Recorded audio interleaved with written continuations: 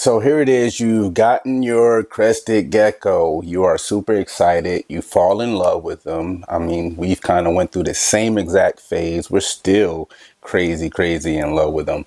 But now that one rose to 2 to 3 to 50. And you genuinely, truly enjoy the keeping side.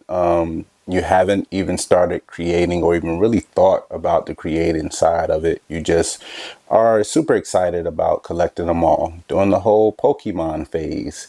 But where do you go from here? You have some fears. You have some excitement, some anxiety. Where do you go from here? So let's dig in.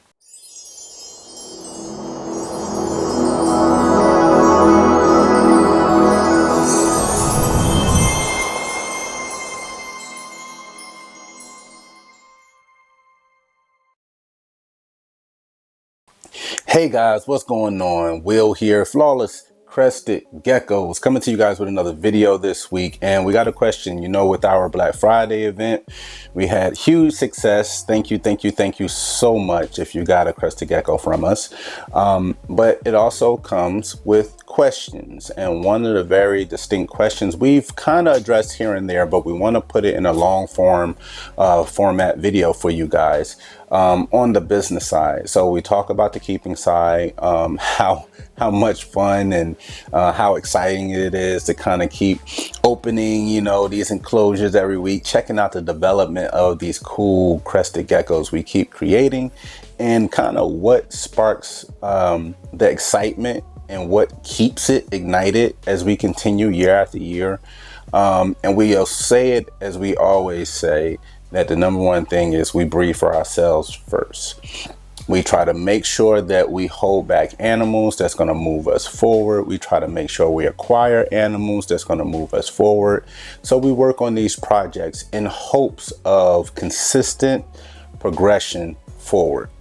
And we've talked about this several times across different videos, but this question we were asked was basically on the business side of things.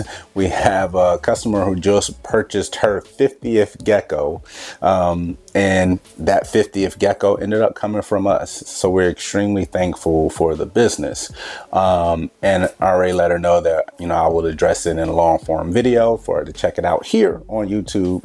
So hopefully she is here, and hopefully you guys will subscribe and share content like this. So there's always constant worry in the hobby or in the market. That being said, you know, I think anyone who was around for the kind of the blow up during COVID, they were under a misunderstanding during that time that, you know, that was going to be kind of prolonged or extended. That was not it. It was real, but that was not the reality long term. All right. You have to truly enjoy what you're doing for it to always kind of make sense to you. And why I say that is because guess what? Everything you do when it comes to crested geckos or any business that you get involved with, and I'll touch base on that, you're not going to be successful 100% of the time. You're going to have your ups and downs. It's a roller coaster. That's how business works. And hopefully the majority of the businesses, I know the ones that are successful, kind of ride those highs out, and just kind of tough it out during the lows. I'm going to kind of paint this picture for you guys on the business side so we can kind of address some of your expectations. If you're getting into it and it's a hobby and it's fine, and you're just making it a small business and just kind of get it started, get it going, expect slow movement. Learn as much as you possibly can and make sure that you chase your own dreams. I'm a broken record. Chase your own dreams and not anyone else's. If you're chasing someone else's dreams, then you're going to lose excitement fast. You're going to lose passion fast. So with that being said, you have the keeping side. You enjoy the day-to-day, the week-to-week duties as far as being a crested gecko keeper. And now you want to venture off on the business side. We have so many videos over on Patreon about developing business name, logo, advertising, marketing, and different strategies of such. But here, I kind of want to paint a picture. If I'm that new breeder. So here at Flawless, we're a new breeder, and we want to experience or throw our hat in the ring to become an actual breeder. Number one, we need to understand that becoming a breeder does not mean you're going to be swimming in money overnight. That's not why the sole purpose of becoming a breeder. That shouldn't be number one on your priority list. As a business, you know, we have to be literally black and white and cut and dry.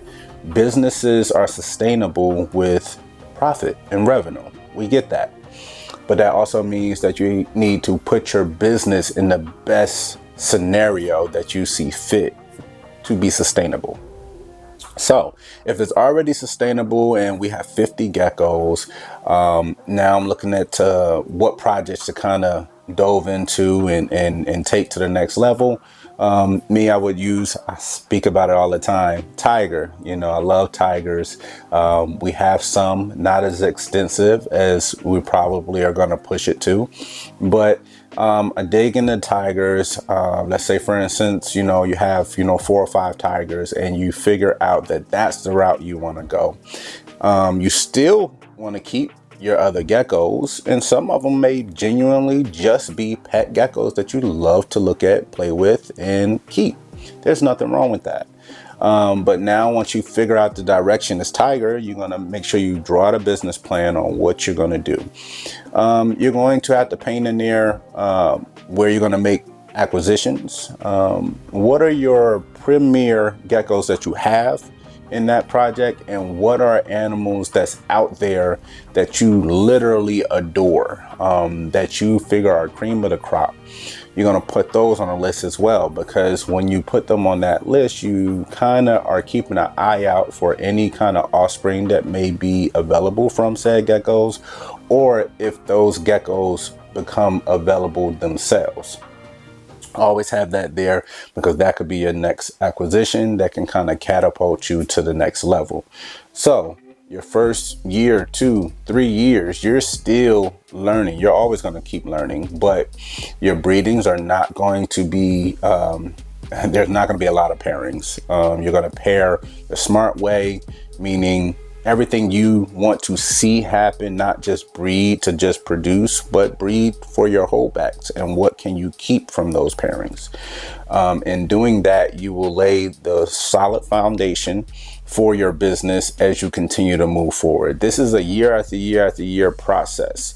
So you're already through your investment phase. You're through your research phase. You're getting all this information together, and now you're venturing off into uncharted territory as far as running your own business. You're going to set your standards, where we've went over several times in videos.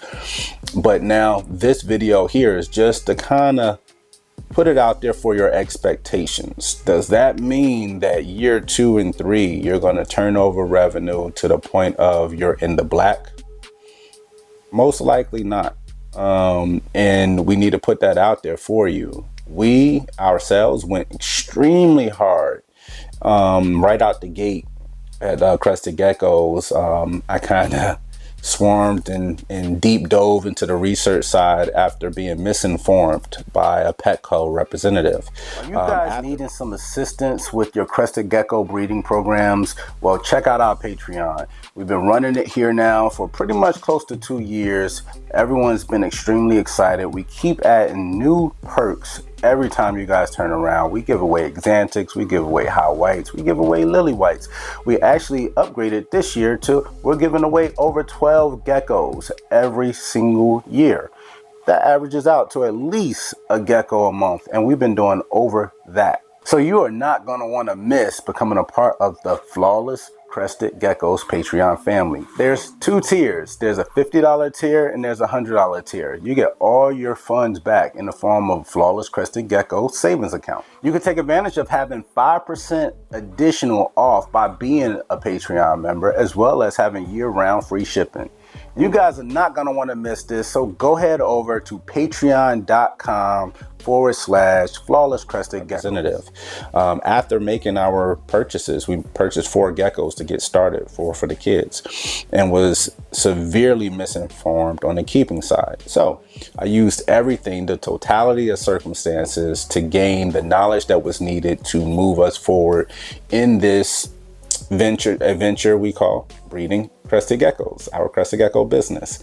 So far we have been successful, but we don't sit and dwell on success. We're always looking and researching for the next step. How can we grow the brand? How can we grow the demand? Supply, demand, which ventures over into advertising and marketing side of it. You want to put out content in social media. If you can't do it daily, you can do it every other day, every couple of days, but consistent content, whether here on YouTube or over on Instagram or Facebook or the TikTok, and put it out so people can enjoy and absorb the information and the content that you're putting out. You need people to engage, you conversate back and forth, you get involved in different groups, and sit back and be objective, read the room, get the information. If you see arguments and things going on, ignore the argument and get the information that you may need. Don't get involved in nonsense, or toxicity, in hopes of you getting all the information or majority of information that you need to move whatever you're working with forward.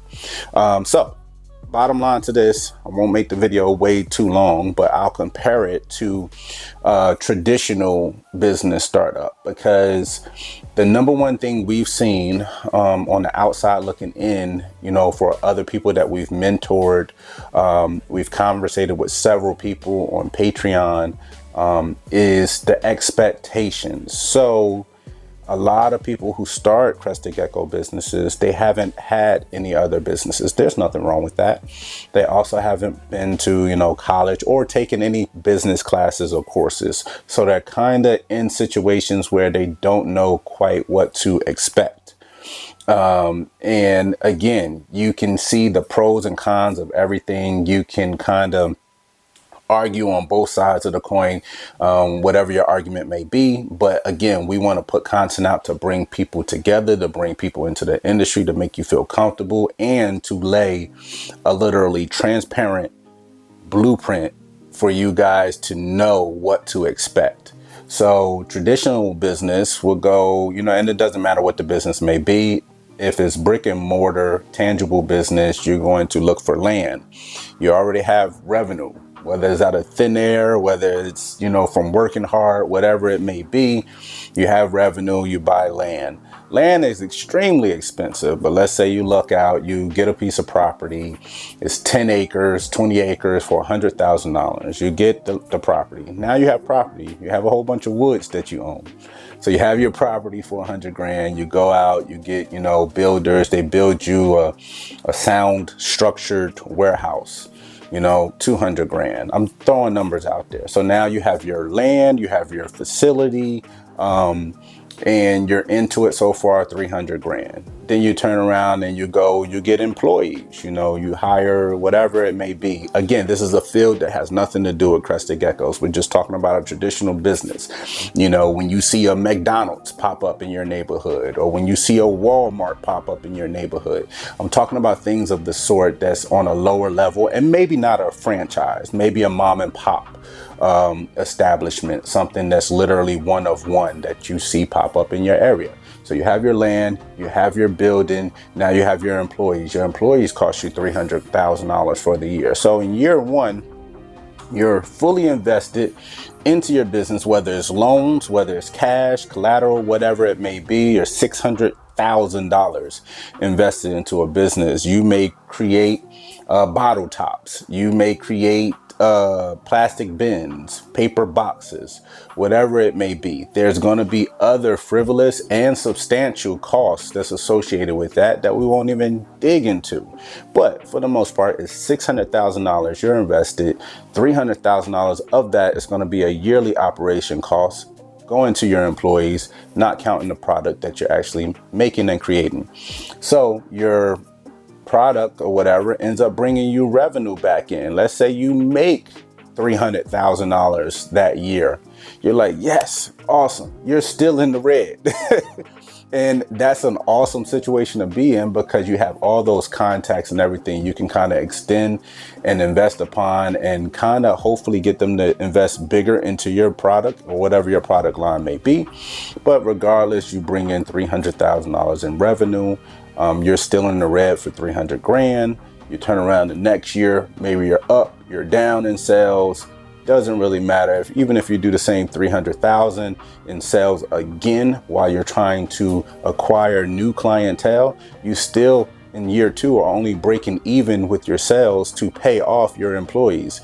So you're literally have all that money out there and you're still not in the black. That's how business works. Some businesses never get into the black for 5 to 10 years.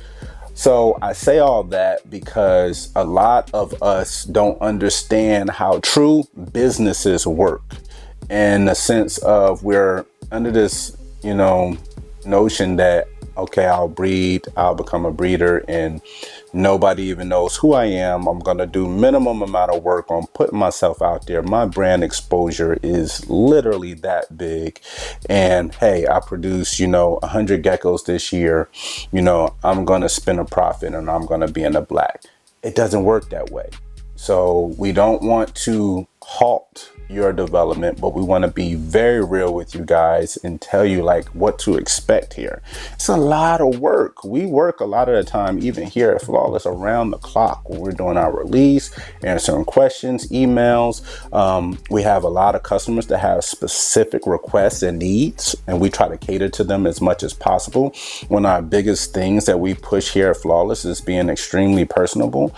You have so many different angles you can approach and need to approach when it becomes a business, especially a self-sustainable business.